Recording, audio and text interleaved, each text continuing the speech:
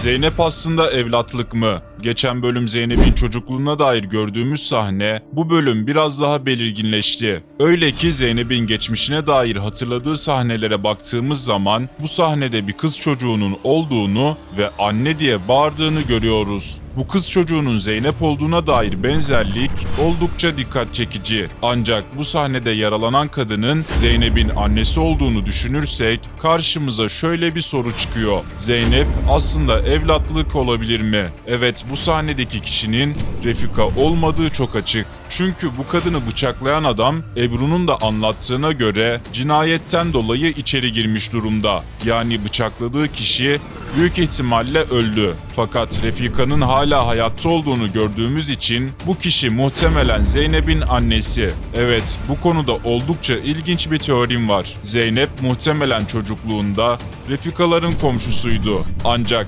babası annesine eziyet ediyordu ve en sonunda annesi ondan kaçmayı başardı. Fakat Zeynep'in gerçek babası onları tekrar bularak annesinin canına kıydı. Bu durumdan sonra da muhtemelen Candan ailesi Zeynep'i evlatlık olarak eve aldılar. Peki Ebru Zeynep'in evlatlık olduğunu biliyor mu? Aslında teorimiz doğru çıkarsa Ebru'nun gerçekleri hatırlamama ihtimali var. Çünkü Ebru ile Zeynep muhtemelen en başından beri abla kardeş ilişkisi içerisindeydiler. Fakat annesi öldükten sonra Refika Zeynep'i tamamen evladı olarak yanına aldı ve Ebru çocuk olduğu için Zeynep'in gerçek ailesine dair gerçekleri hatırlamıyor. Sadece ablasının tehdit mesajları aldığını ve Zeynep'in anlattığı kadarını biliyor. Peki Güller ve Günahlar dizisinin yeni bölümünde neler olacak? Vurulan kişi kim? Gelin incelemeye başlayalım. Tabi öncesinde videoyu beğenirseniz çok sevinirim. İlk olarak Zeynep'in evlatlık olduğuna dair teorimizden zaten bahsetmiştim.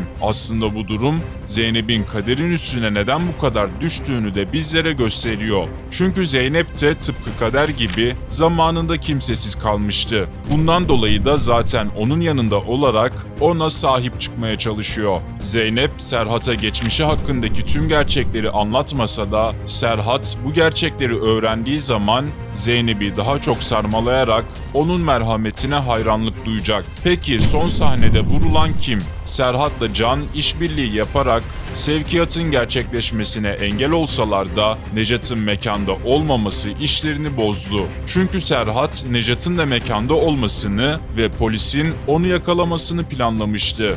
Fakat buna rağmen sevkiyatın gerçekleşmesini engellemesi de bir başarı. Çünkü eğer sevkiyat gerçekleşseydi başı yanan kişi Serhat olacaktı. Zaten Nejat tam olarak buna göre bir plan hazırlamıştı. Fakat son sahnede Nejat'ın adamının kimi vurduğuna dair iki teorim var. İlk teorim Can'ın vurulmuş olabileceği ihtimali. Evet, Nejat'ın adamının elinde silah vardı. Can da arka taraftan adamı yakalamaya çalışsa da muhtemelen bir anda karşısına çıkınca vuruldu. Aslında Can'ın vurulmasının mantıklı bir açıklaması da var. Şöyle ki eğer Can vurulursa Nejat onun kendisine ihanet etmediğine inanabilir. Çünkü Can'ın aslında sevkiyatı korumak için orada olduğuna inanarak ona olan güveni daha da artar. Yani sevkiyatı Can'ın şikayet ettiğine dair şüphe ortadan kalkarsa Serhat'la Can'ın Nejat'ın yanına sızma girişimi de devam eder. Peki ikinci teori ne? İkinci teori ise Can'ın Nejat'ın adamını vurmuş olabileceği ihtimali. Evet, bu ihtimale göre ise polisler de olay yerinde olduğu için Can'ı tutuklayacaklardır.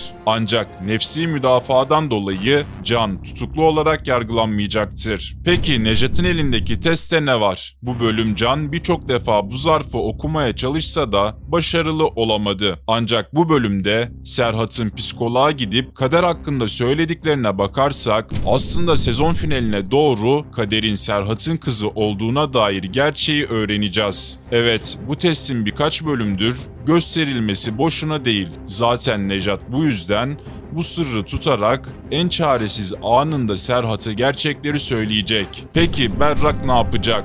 Berrak, Tülay'ın eline düşmüş durumda. Tülay, Berrak'ın alkol içtiği videoyu göstererek onu tehdit edecek. Böylece para isteyecek. Fakat yine de Berrak'la anlaşmazlık yaşayarak videoyu Serhat'a verecek. Böylece Kader'in de Berrak'tan alındığını göreceğiz. Peki Cihan ne yapacak? Cihan hala Nejat'la işbirliği yapmaya devam ediyor. Zaten bu bölüm Serhat'a da yakalandı. Ancak Cihan'ın çok daha farklı planları var. Şu an ayaklarını da oynatan Cihan bir an önce ayağa kalkarak ilk intikamını Azra'dan alacak. Hatta bu sezon Azra'ya veda etmemiz de mümkün gözüküyor. Peki sizce Kader Serhat'ın kızı mı çıkacak? Yorumlarınızı yazmayı unutmayın. Sonraki videolarda görüşmek üzere. Kendinize iyi bakın.